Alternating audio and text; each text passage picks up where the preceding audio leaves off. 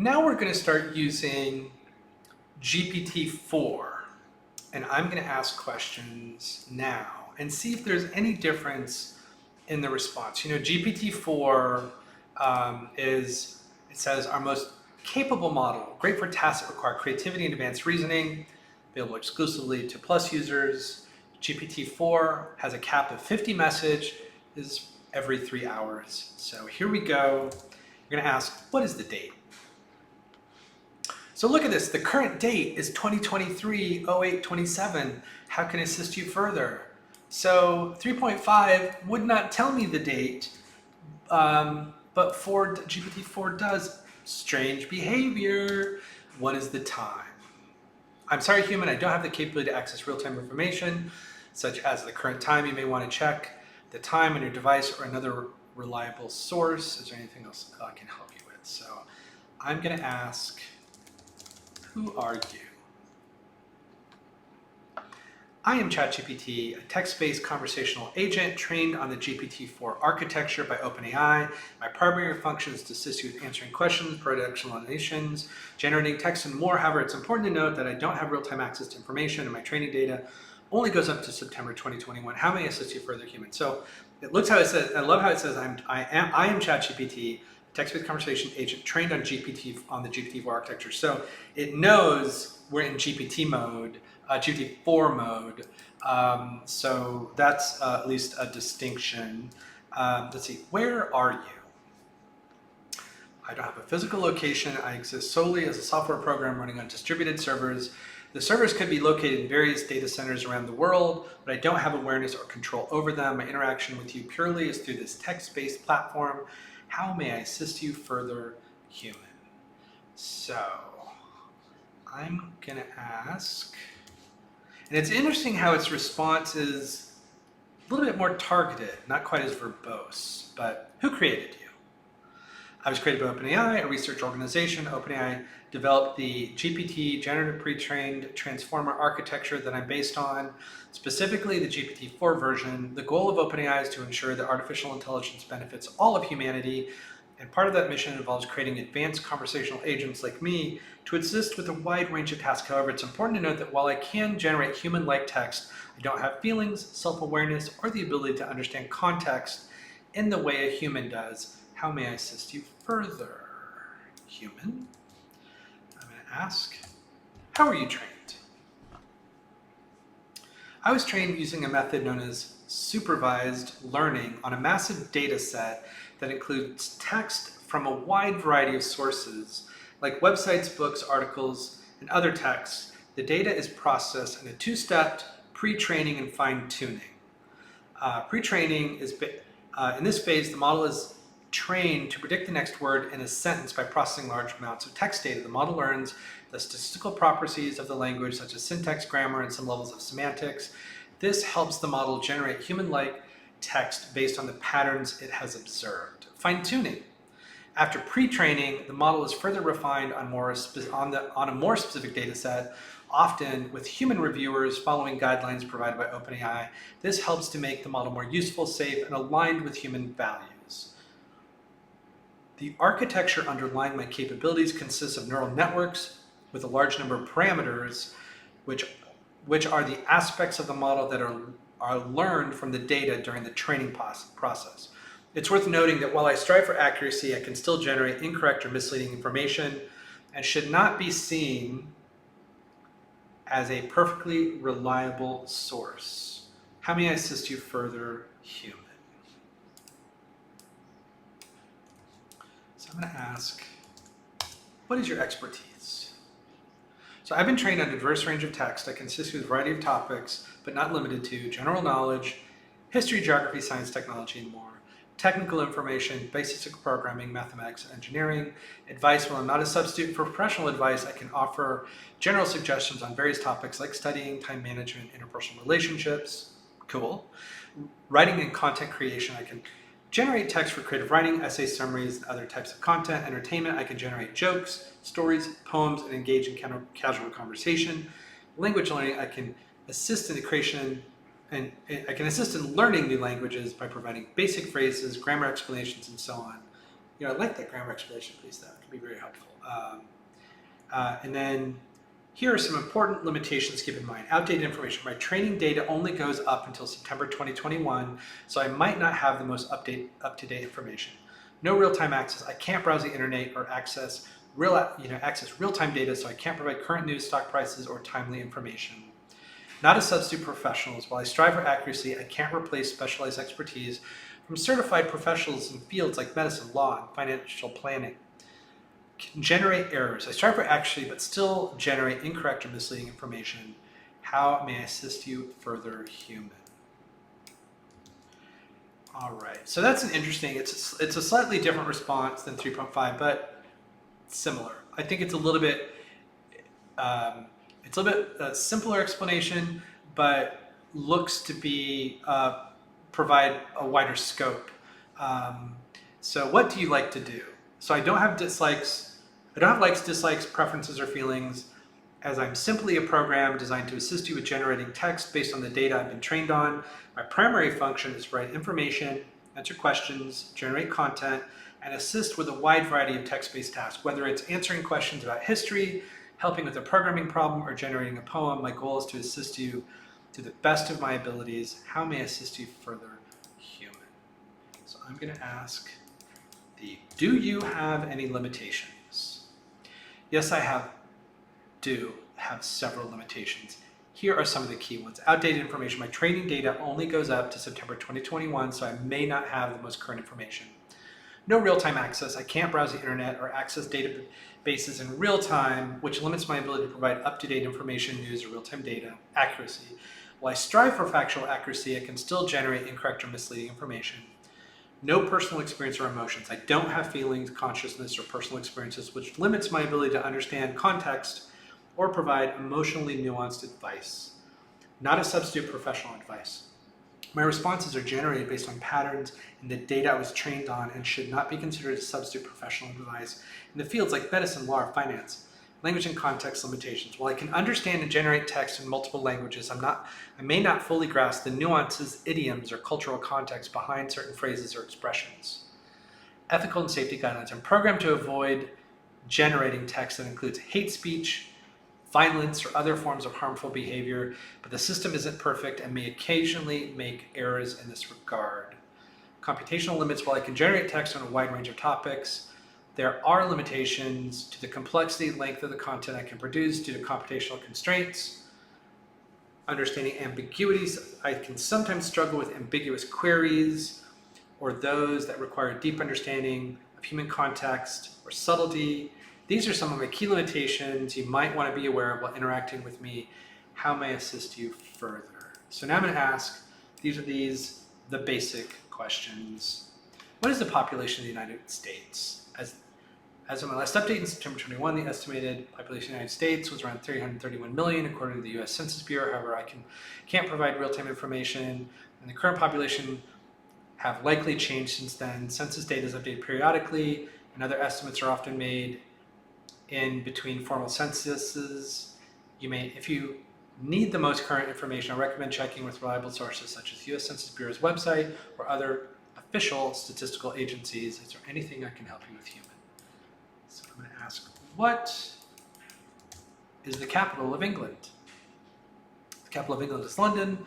London is not only the capital of England, but also the United Kingdom, which includes Scotland, Wales, and Northern Ireland. It's one of the world's leading financial, cultural, and political centers, located along the River Thames. London has a rich history that goes back over 2 millennia and is home to landmarks like the British Parliament, Buckingham Palace, and the Tower of London. Would you like to know more about London, or is there something else you're curious about, human? So this is wonderful. Right here, provided significant more background to the capital of England question. 3.5 just said yes, it's the capital of England. But this went on further and provided a little bit more background, which I think is a much better response. Now I'm going to ask, what is the meaning of life? The question about the meaning of life has been explored for centuries by philosophers, theologians, scientists, and thinkers from various disciplines. The answer often depends on individual beliefs, religious or spiritual views, and philosophical perspectives. Here are some ways people might approach that question. Religious views. In many religious traditions, the meaning of life has been tied to the concept of God or higher power, and fulfilling a civic purpose is defined by that religion. Philosophical views. Existentialist philosophers like Jean-Paul Sartre and Albert Camus argue life has no inherent meaning and it is up to each individual to create their own purpose. Biological perspective. From a purely biological standpoint, the purpose of life is to survive and reproduce, ensuring the continuation of one's genes. Cultural and social perspective. Some people find meaning through their roles within their family, community, or career. Social and cultural norms can heavily influence what is considered a meaning of life. Personal views. Many people find meaning in the pursuit of personal goals and happiness, the creation and nurturing of family and relationships, or through kindness and contributing to the welfare of others. Nihilism. Some people hold a nihilistic view that life has no purpose or meaning, but this perspective doesn't necessarily preclude finding personal satisfaction in relationships, accomplishments, or enjoyment. Cosmological perspective. So from a cosmological point of view, life is just a tiny part of the universe, and existence may or may not have a broader purpose. Eastern philosophies and traditions like Buddhism, the meaning of life is to attain enlightenment and liberation from the cycle of birth, death, and rebirth. Scientific perspective. Some people turn to scientific exploration and understanding as a way to add meaning to life, seeking answers in the laws that govern the universe. The absurd. This concept, largely associated with existentialism, posits that the search for life's meaning is inherently contradictory because the limits of human understanding cannot fully comprehend the universe.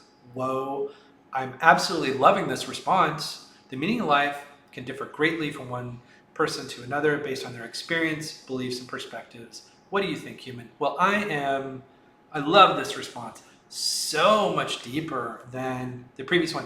The 3.5 response I thought was very good, but this one, way more context, way more options. This is something that could fuel many conversations with many people. So I absolutely love that response. I'm actually feeling GPT-4 is where I'd want to be a little bit more. It feels deeper. And that's one of the things I've enjoyed historically about ChatGPT is that it had more personality, it had more humor. It was, the OG, so it was the only one I was using back in December. But it would make me laugh.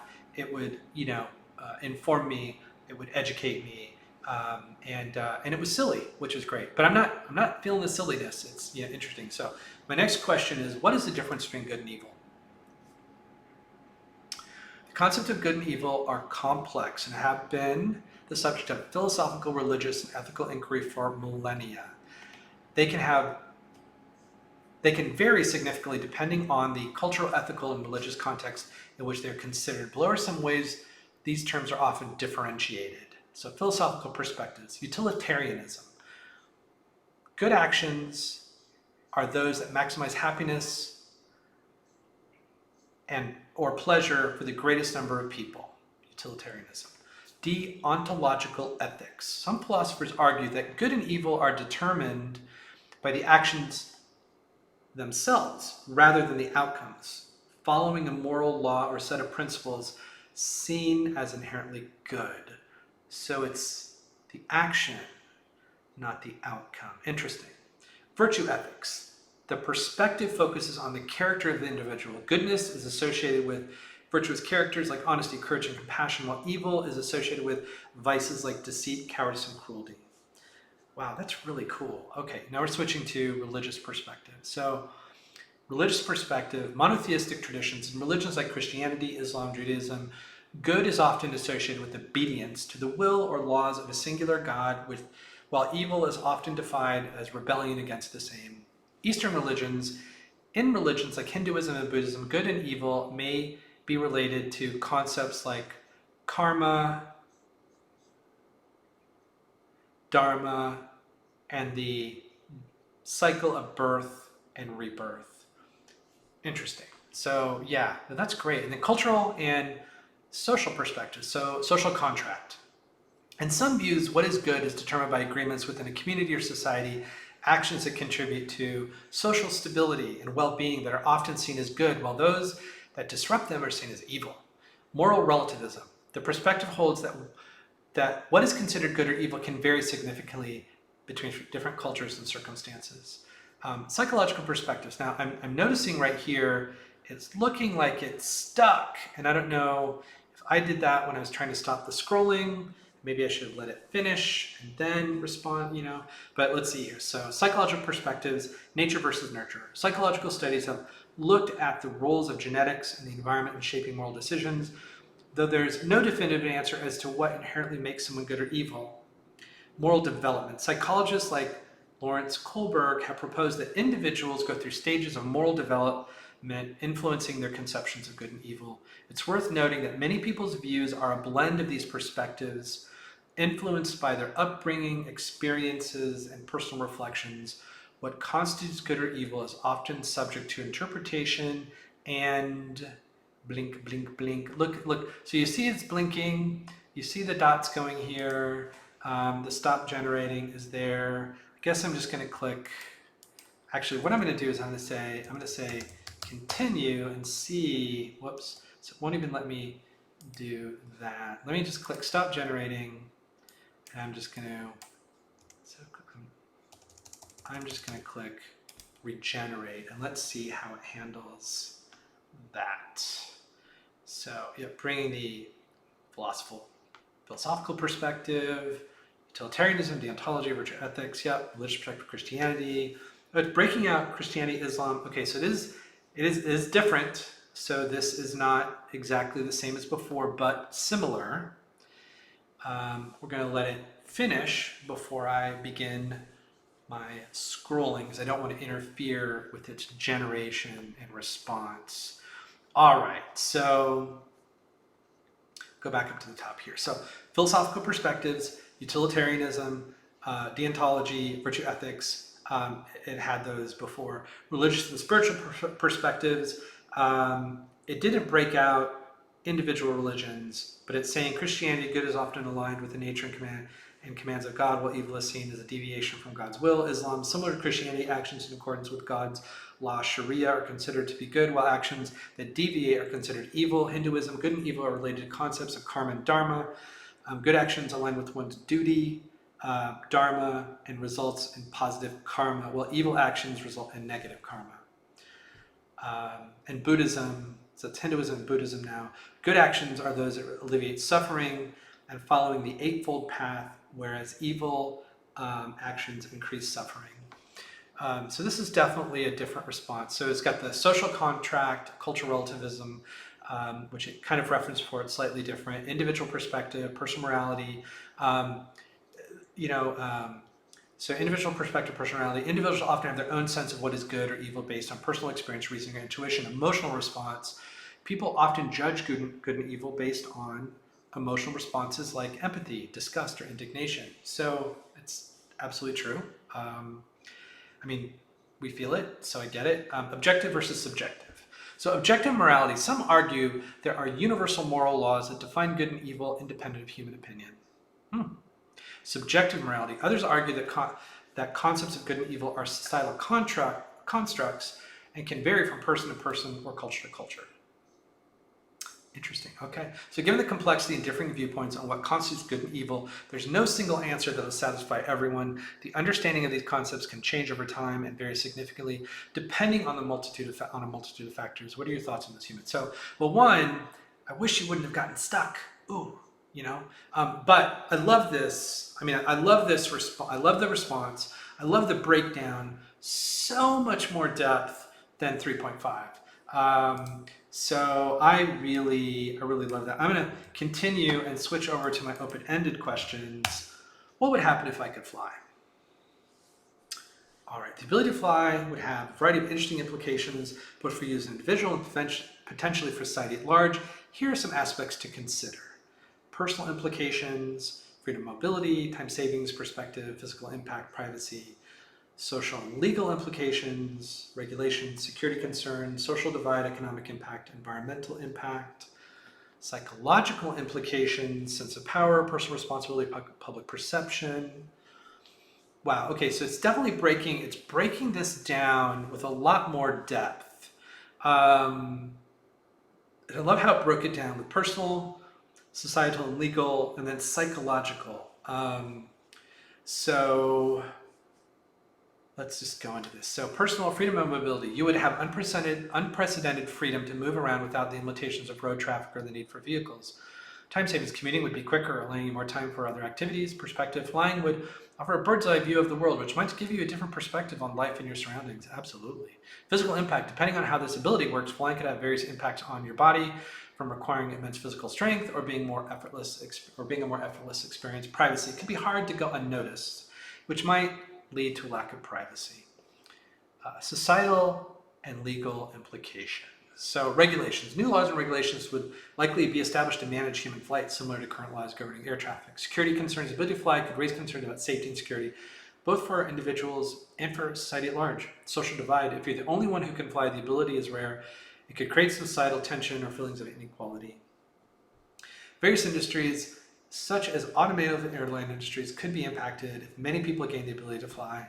Environmental impact, depending on how the ability works, it can have various environmental implications, either positive, reduced need for cars, low carbon emissions, or negative, disruption of ecosystems. Psychological implications, sense of power, being able to do something that no one else could affect your psychological state, potentially leading to feelings of superiority or isolation. Personal responsibility. With great power often comes great responsibility. Thank you, Spider-Man. You might feel compelled to use your ability for the greater good, but this could also place you in complicated ethical situations. Yeah, that's true. Public perception. People might view you differently, either as a celebrity, a curiosity, or even a potential threat. Yep, that's true. Given all these factors, the experience of being able to fly would likely be complex and multifaceted, affecting various areas of your life and possibly having broader societal implications. What do you think of this exciting or challenging aspect of this ability? So I think that is a amazing response, and once again, deeper, more thoughtful, could lead to a lot more conversation. My next question is, what is the best way to solve world hunger? Addressing and solving world hunger is a complex and multifaceted challenge that requires a comprehensive approach involving governments, international organizations, NGOs, communities, and individuals. Here are some strategies that experts and organizations often suggest. So breaking it down in economic empowerment, agricultural development, food distribution, political stability and governance, education and awareness, social safety nets, international cooperation, technology.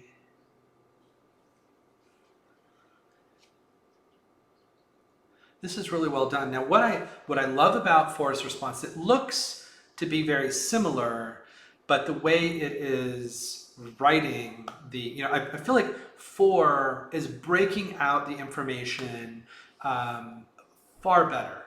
It's got headers, it's bolding the subjects, the starting of the kind of topic in the sentence. It's numbering items, giving it a lot more structure. Talks about economic impact, job creation, ensuring that people have the means buy or produce food by fostering job opportunities is crucial. Fair trade, encouraging fair trade that can help small-scale farmers compete in the global market. Microfinance, providing microloans to farmers can help them invest in better agricultural technologies. Agricultural development. Sustainable farming, encouraging environmental friendly farming practices can help ensure the long-term productivity of the land. Improve farming techniques. Introducing better farming practices and technologies can increase yield. Resource management, efficient management of water and soil can improve agricultural productivity. Food distribution, infrastructure. Building and maintaining roads, storage facilities, and distribution networks can facilitate the movement of food, reducing waste. Significant amounts of foods are lost due to spoilage and waste. Improved storage and transportation can help. Supply chains. Strengthening supply chains can ensure that food gets to where it is most needed more efficiently. Political stability and governance. So good governance, effective, transparent governance can create an environment where food security can be achieved. Conflict resolution. Many hunger crises are caused or exacerbated by conflict. Effective conflict resolution can significantly reduce hunger. That is an amazing point, and with Ukraine and things going on in the world, I did not realize that impact. That's fantastic. Education, where it's agricultural education, educating farmers about new farming techniques can improve yields. Nutrition education, understanding the importance of a balanced diet can help individuals make better food choices. Social safety nets, food assistance programs, temporary food assistance can be a lifeline for those facing immediate food insecurity. Universal basic income, some suggest a universal basic income could provide the means for everyone to acquire basic necessities, including food. International cooperation. Global initiatives, international organizations like the UN can facilitate cooperation between countries to fight hunger on a global scale. Funding and investment. Adequate funding and both domestic and international, is necessary for implementing anti-hunger programs. Genetic engineering. Some propose using genetically modified crops that are drought resistant, nutrient rich, and higher yielding as a solution. Data analytics. Big data can help in the predictive analysis and better planning of food production and distribution, since the problem of world hunger is tied to a web of interconnected issues, including poverty, inequality, and political instability. Solutions must be comprehensive, sustainable, and context-specific. Cooperation across sectors and nations will be essential in effectively tackling this global challenge. What are your thoughts on these approaches, Human? Like, this is an amazing response, and I love the breakdown. I mean, it just feels, more comprehensive, more, it provides me a much deeper understanding. Even if the content is similar to the original, just the way it's displayed feels easier to understand, easier to grasp. So my next question is, what is the best way to solve climate change? Solving the issue of climate change is a complex and urgent challenge that requires a multifaceted global approach, because climate change is driven by a variety of factors. There's no single best way to solve it. Instead, experts advocate for a suite of solutions across different sectors and levels of society. Here's some of the key strategies. Reducing greenhouse gas emissions. So transition to, so it looks like the cursor is blinking again. So we've got reducing greenhouse gas emissions, technological solutions, conservation and natural solutions, and then agriculture. And it is blinking, and it is sitting here, blinking, wondering if it's stuck. Again, this is annoying. I use an AT&T fiber connection. It's very strong. I test it. So I don't have connection issues, but OpenAI, can definitely give me trouble. I have trouble with other AI tools as well sometimes, but I'm just going to click stop generating, and I'm going to click regenerate, and let's see. So we are seeing it regenerate. Addressing climate change is a highly complex and urgent issue that requires a coordinated, multifaceted approach. Given the enormity and global nature of the problem, no single solution will suffice. Here are some strategies that are often discussed. Let's wait for it to complete its response before I get in and mess with it, because it's got its flow going, and I don't want to interrupt its flow. Looks like the flow is, so the flow is coming to an end. So I'm going to scroll back up to the start of the response. And so broken out into government policies, carbon pricing, including mechanisms like a carbon tax or cap and trade to make carbon emitting dioxide more expensive. Regulation, enforcing stricter regulation on emissions and pollution from various sectors. Renewable energy mandates requiring a certain percentage of power to be generated from renewable sources. International agreements, joining global agreements like the Paris Accord to commit to reducing emissions. Corporate actions, so sustainable practices, encouraging companies to adopt sustainable practices through incentives and regulation. Corporate responsibility, holding companies accountable for their environmental impact. Green technology, investing in the development of cleaner technologies and processes. Individual actions. Let's see here. Okay, so reduce consumption, encouraging individuals to consume less, reuse more, and be more mindful of their energy use. Education and awareness, promoting public understanding of the impact of climate change. Personal choices.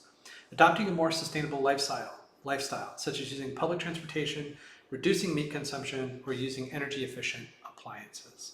Technological innovation, so carbon capture, developing and implementing technology that can capture and store carbon dioxide. Renewable energy, investing in and deploying renewable energy solutions like solar, wind, and hydropower. Energy efficiency, developing more energy-efficient technologies and encouraging their adoption. Natural solutions, so reforestation, planting trees that absorb CO2 from the atmosphere. Ocean conservation, protecting and revitalizing ocean ecosystems to increase their capacity to absorb carbon. Sustainable architecture, encouraging agricultural practices that are less harmful to the environment. Financial mechanism, green bonds, issuing bonds specifically for funding environmental projects. Climate financing, establishing funds to help countries, especially those most vulnerable to climate change, to adapt and mitigate its effects. Social and cultural shifts, education, incorporating climate education in curricula to increase awareness and understanding from a young age. Public awareness campaigns utilizing media and public figures to bring attention to the issue and motivate action. Scientific research, climate modeling, using data analytics and computational models to understand climate change better and make more accurate predictions. Research funding, investing in academic and independent research to explore new solutions. These are just some of the potential strategies to address climate change. The issue is highly complex, involving various sectors requiring collaboration at local, national, and international levels. Given the urgency and the potential for the irreversible environmental damage, swift and sustainable action is crucial. What are your thoughts about this, about these potential solutions? So this is, once again, a really excellent response. I love how it breaks it down. I love how it's highlighting the issues. It feels like very similar to what I saw in 3.5, a little bit more, a little bit deeper, but I love the breakout of the data. Makes it easier to understand, to to break it out with bullets and highlighting. Makes it easier to comprehend and go through. I definitely prefer the GPT-4 response. So my next question is, how do you protect my privacy? So I'm designed with privacy and data security in mind. However, there are some key ways your privacy is protected. No personal memory. I don't have the capability to remember past interactions. Each query is processed independently and doesn't influence future interactions. Data encryption. The data exchange between your device and the servers I run on is encrypted to protect against unauthorized access. Anonymized queries. The queries sent to me for processing are not tied to a specific individual unless the user explicitly provides identifying information, which is not recommended. Operational security. The infrastructure I run on is designed to be secure and is managed by experts who follow industry best practices. Compliance with regulations. I'm designed to comply with data protection regulations such as GDPR, which outlines standards for data protection and privacy, and user control. You can choose what information to share.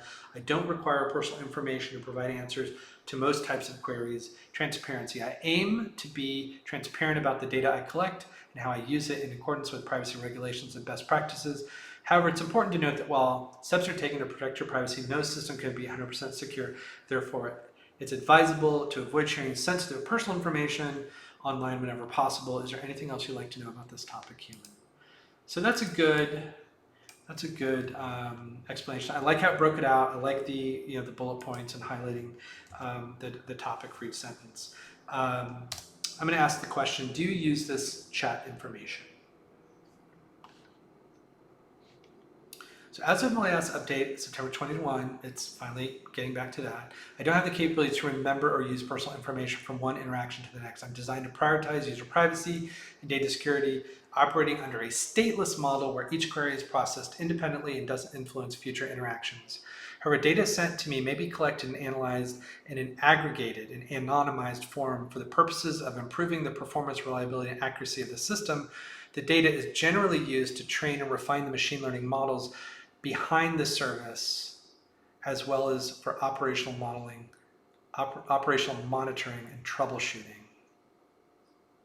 It's important to clarify that I function as part of a larger system managed by OpenAI or its service providers, which means that specific data usage policies can depend on various factors such as legal regulations, operational requirements, and organizational policies. For the most accurate, up-to-date information, you should consult OpenAI's privacy policy. Would you like to know any more specific aspect of privacy or data usage, human? I'm going to ask, and that response was good. I felt like it was a better, I asked now, how long do you retain information? As of my last update in September 2021, I don't have the ability to retain information or remember user interactions from one session to the next. Each query is processed independently. I don't have the memory of past conversations. However, the data retention policies for the text that users input into the system are set by OpenAI or the service providers that deploy my technology. However, typically this data might be stored for a certain period for purposes such as analysis, training new models, and improving the service, all while complying with applicable privacy laws and regulations. The duration for which the data is retained can vary depending on the organization's data retention policy, legal obligations, and other operational needs. For more specific and updated information on data retention policies, it's best to consult OpenAI's privacy policy or the privacy policy of the service through which you're accessing me. Would you like more information on this or a related topic? So I'm going to ask a question. Do I have the option to delete information? As of my last update, September 2021, I don't have the ability to delete user data myself. However, OpenAI or the service providers that deploy my technology usually have mechanisms for data deletion in compliance with regulations like General Data Protection Request Regulation, GDPR in Europe, or similar privacy laws in other jurisdictions. If you're concerned about the data you shared or you would generally need to contact the service provider directly to inquire about their data deletion policies and request that your data is removed. Many organizations have processes in place to handle such requests, often within a specific time frame as mandated by law. The ability to delete your data and duration within and the duration within with which the request is processed can vary depending on specific terms of service and privacy policy, the organization through which you're accessing me. If you're concerned about privacy or data retention, it's essential to read the privacy policy of the service you're using to understand your rights and options. All right, so I'm going to ask my last question and see how it handles. Create a poem about visiting Walt Disney World. In a land where magic fills the air, I took a journey nothing else could compare. Mickey and Minnie in a castle so grand, Walt Disney World where dreams grace the land. A monorail glides, a sight to behold, through realms of adventure and stories untold. From Tomorrowland's future to Adventureland's quest, each corner of the kingdom offers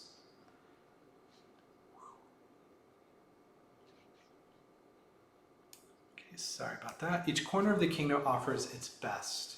Space Mountain whispers a cosmic tale as Pirates of the Caribbean sets their sail. Teacups spin, the laughter flows in fantasy land where its small world shows. The aroma of churros and nostalgic scent blends with tunes where happiness is spent. Characters parade down Main Street so sweet, smiles contagious every face you meet. At Epcot, a globe like a pearl in a sea, worldly cultures invite you and me. Spaceship Earth stands as a monumental sight, guardian of knowledge, a beacon of light. Animal Kingdom, a safari's wild charm, and Hollywood Studios with cinematic arm. From the Tower of Terror to a Yeti's roar, magic envelops you forevermore. As fireworks ignite the Florida sky, a spectacle of colors and a heartfelt goodbye. Walt's dream lives on in every laugh, every tear, in the heart of the young and those we hold dear. So here's to the memories, both big and small, in the happiest place on earth, loved by all. Though I may leave parting, it's not the end, for the magic stays alive until we meet again. Wow. Okay, that gave me some definitely some goosebumps. Like that was really amazing, like super freaking amazing. So I'm definitely going to, I need to copy this because this was truly impressive. I am amazed by ChatGPT's creative capabilities. Well, I've completed the questions here, and this poem is a little bit longer, but very similar to the one that was generated in 3.5. My thought around this was that things would stand out a little bit more significantly.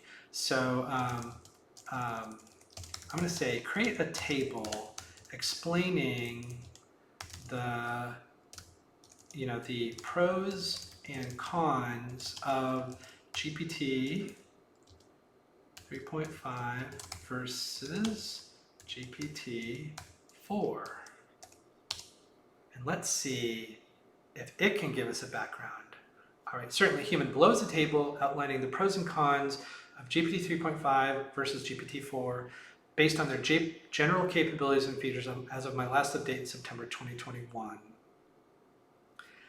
So it's breaking out a pretty significant table here. I'm going to let it finish before I interact here. All right, let's go back to the top of the table. So it's model size. Well, okay, so these response, now, well, I like the table, and I like the feature and the comparison.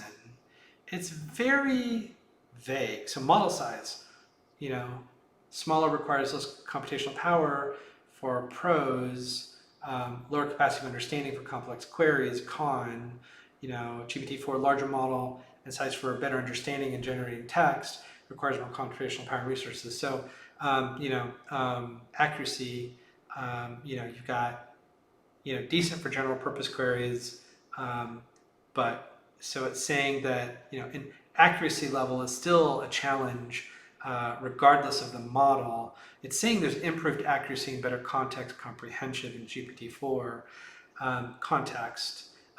So it says 3.5 is a limited context window where GPT 3.5 is a limited context window. GPT-4 is better at maintaining context in a conversation. It's still limited by a maximum token limit, so that the amount of data you can put in the conversation is still limited. So it's limited to that data set, that the data you paste in or put in your question for it to analyze. So in that 4 has the ability to enter, you can enter more text in 3.5. 4 versus 3.5. So specialization. So the difference seems to be there's improved specialization in 4, and they said that the ability for 4 has radically improved with its ability to pass, standardized tests and things like that, like LSAT and GMAT and things like that. So that's pretty cool. Versatility. So it's fast due to the smaller model for 3.5, but it's optimized for a wider variety of tasks in 4. So it could be slower due to the larger model size in 4, but it can handle a wider variety of tasks. That's interesting. I don't know. These are so high level. I was hoping to get a little bit more detail. Efficiency, faster in 3.5, optimized for wider tasks. Versatility, general purpose in 3.5, can handle a wider array of tasks. So it feels like 4 is just, has more knowledge, wider knowledge set than 3.5. And then language supports multiple languages, not exhaustively, but GPT-4 has improved language support, including less commonly spoken ones, safety and ethics. So it's got some safety mitigations on 3.5, enhanced safety features on 4 to minimize harmful and biased outputs. So interactivity, so capable of interactive tasks and conversations like writing. And then for 4, it's saying it's better at generating coherent, contextually relevant content. I don't know, this table just does not feel significantly better. So my thoughts, to be honest, on this really long, drawn-out experience is, one, while I do like the GPT-4 experience better, is it $20 a month better? And from the standpoint of just basic Q&A, I don't think so. So one thing I've wanted to explore is, I'm going to look at Bing Chat that uses the GPT-4 model from OpenAI that I'm using here, but it also has its own technology that Microsoft provides and aligns with the use of Bing Chat. So it's like, why would I pay $20 for OpenAI? And the only differences I can see is that it's smarter, which is great. Is it $20 a month smarter? So it's something I definitely want to explore more. But I'm not feeling like, as a user, as a text user, Q&A user, basic question user, unless you are diving into really, really deep content, the GPT 3.5 is going to give you the basics, and then you can have a conversation to dive deeper into that through GPT-5. So it might take a little bit more deeper conversational experience, but GPT-4, while I liked its the way it broke out information and stuff like that, I think you could still get a similar experience with GPT-5 by asking it to display the information in ways that it kind of does naturally in GPT-4. So, I think it just depends on your interests, and what you're looking for, and then of course, you can, you've got more, you've got a smarter, slower tool in GPT-4 that can take a bigger set of information. So I'm going to ask it, how much text may AI input in GPT 3.5 versus GPT 4. Let's see if it can kind of explain. So the amount of text you can input into GPT 3.5 is determined by the token limits. A token can be as small as one character or as long as one word. Example, an A or apple. So here's how token limitations generally work for 3.5 and 4. Okay, so token limit in GPT 3.5 is 4,096 tokens. And then in GPT-4, this model dependent, but generally higher than GPT, can take 8,192 tokens or more. Well, that's confusing. So basically, it can take twice as many tokens as, GPT-4 can take twice as many tokens as 3.5. So the token count says considerations, both input and output. Token count includes both the input and output text. If you have a very long prompt, the space available for the model's reply will be reduced. Ooh, I did not realize that it included both the input and the output. So if you have a lot of input, it reduces what it can do from an output perspective. Interesting. Truncation. If text sequences exceed the model's token limit, it will usually be truncated or shortened in some way to fit. Context. A higher token limit in GPT-4 allows for more extended conversations and better context retention, which can be especially useful in chat-based applications or long-form content generation. Computational costs. A higher token limit may also result in higher computational costs, as processing more tokens typically requires more computational power. Would you like to know more about tokens or other aspects of these models? I'm just going to say yes and see what it does. Certainly, human. Tokens are a critical aspect of how language models like GPT 3.5 and GPT-4 operate. Here's some more details. So what is a token? A token is a chunk of text which can be as small as one character or as long as one word. For example, the sentence, I love ice cream, would be broken down into the words, I love ice and cream. Interesting. Let's see here, it's still, okay. So why are tokens important? Contextual understanding. Tokens are the building blocks that the model uses to understand and generate text. The model analyzes the relationship between tokens to make sense of what it reads and decides what to generate next. Resource allocation. Tokens influence how much computational power is needed. More tokens means more processing, which may result in slower response times. Limitations. Each model version has a maximum token limit, which can affect the length of text that can be processed in a single interaction. So token count in different models. So GPT-5 usually has a token limit of 4096. This count applies to both input, prompt, and output text.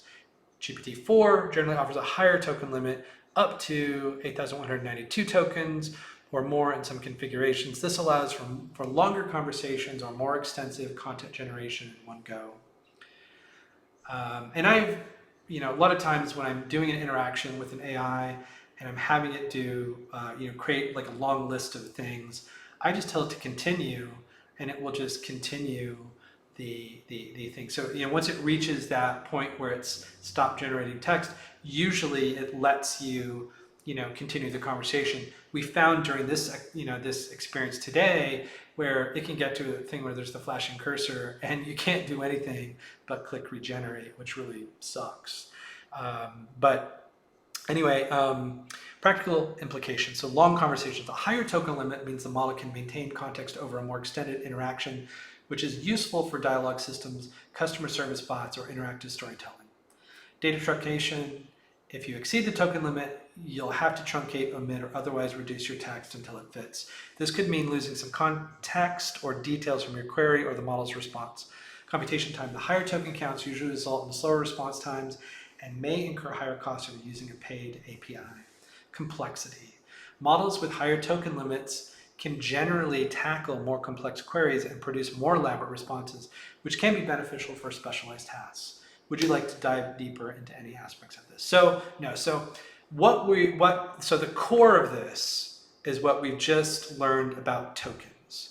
That the input and output of GPT-4 is twice the number of tokens that 3.5 handles, which means you can have a deeper, more lengthy conversation for the input and response, and that context can be held for that longer, which makes sense. So if you basically have really long inputs, or expect really large responses, GPT-4 feels like it would be a better fit for you. Or you just need to break up your conversation in 3.5 into snippets to basically have those partial conversations and then kind of fuse them together. So anyway, that's my thought. Is GPT-4 worth the $20 a month? It depends. It depends who you are. If you're just a basic Q&A user, no, it is not.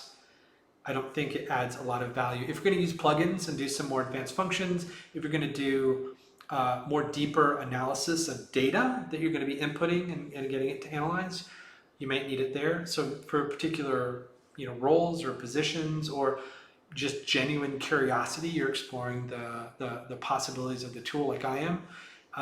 So for me, I'm paying the $20 a month because I'm exploring the tool, I'm playing with the tool, I'm just trying to see what can I do with it.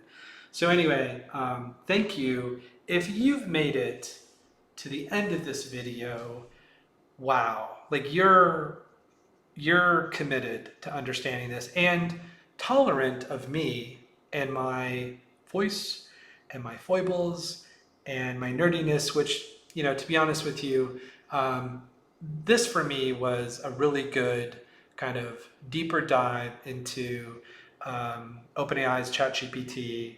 I've become, when I pick my, top 3 OpenAI tools for chatbots, number 1 is Google Bard. I really enjoy that tool. Number 2 is ChatGPT, and number 3 is Bing Chat. But even today, I feel like, ChatGPT's September 2021 training data end date is a Achilles heel that OpenAI needs to resolve. And I know that the browse with Bing, I think, was their answer, but they don't have that right now, which is kind of an issue. I really think that, depending on what you're trying to do, just start with 3.5. Once you hit the limitations of 3.5, and you will feel them, then maybe choose to open up to paying the $20 a month for GPT-4. But you could alternatively use Google Bard or Bing Chat as well. So don't feel that OpenAI is the only solution. It is an amazing solution. It disrupted our industry and our world and our lives and the future in amazing ways. I'm still so psyched and stoked about, and and I love learning this stuff, and I love playing with this stuff, and I hope that you do too. Thank you very much. Seriously, if you got this far and listened to all this, you're deeply committed, and thank you very much. But I would be surprised if people got this far, to be honest. Thank you again. Have a great day.